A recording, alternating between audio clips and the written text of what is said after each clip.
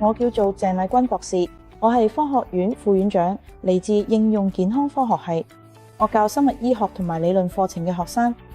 今次呢個項目，我哋會研究電磁過敏綜合症，簡稱 EHS。我哋會研究一部叫做 EM 加嘅便攜式裝置，去睇下佢對自稱有 EHS 嘅參加者有啲保護作用。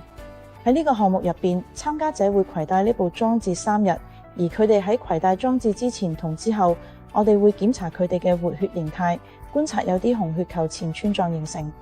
除此之外，我哋會抽取血漿去檢查氧化壓力指標，包括熱休克蛋白指標同埋組胺指標，仲有過敏指標，例如丙二醇指標。另外，我哋都會檢查神經指標，即係血清素指標。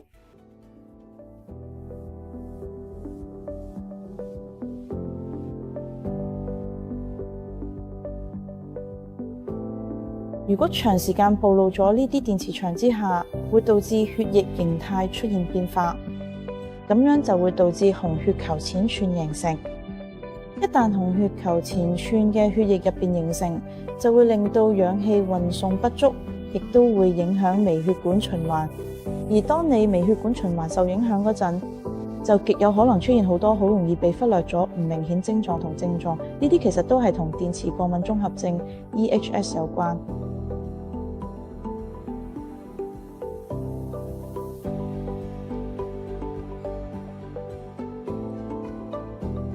我想特別講講呢一點，與其話紅血球前串形成係一個生物標記，我會話呢個其實只係一個初步嘅生理指標，用嚟顯示某人過度暴露咗某啲電磁場之下。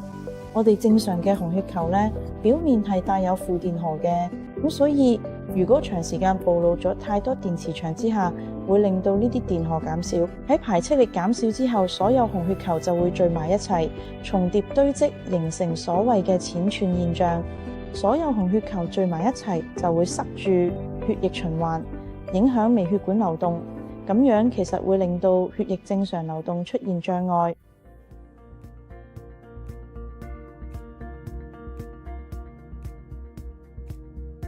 只係3日觀察期內，有70.3%嘅參加者表示佢哋嘅症狀明顯改善嘅。我哋仲觀察到血球聚集減少咗50.7%，呢個好重要，因為可以令血液流動更加順暢，改善微循環。細胞層面上，氧氣同營養嘅運送都會更加有效率。另外，血清素水平提升咗5.95%，有助改善心情、睡眠同埋聯繫功能。結果非常正面，即使只係短短3日嘅介入期，預計如果用 EM 加技術嘅介入期再長嘅，效果會更加明顯，而且統計上都會有顯著改變。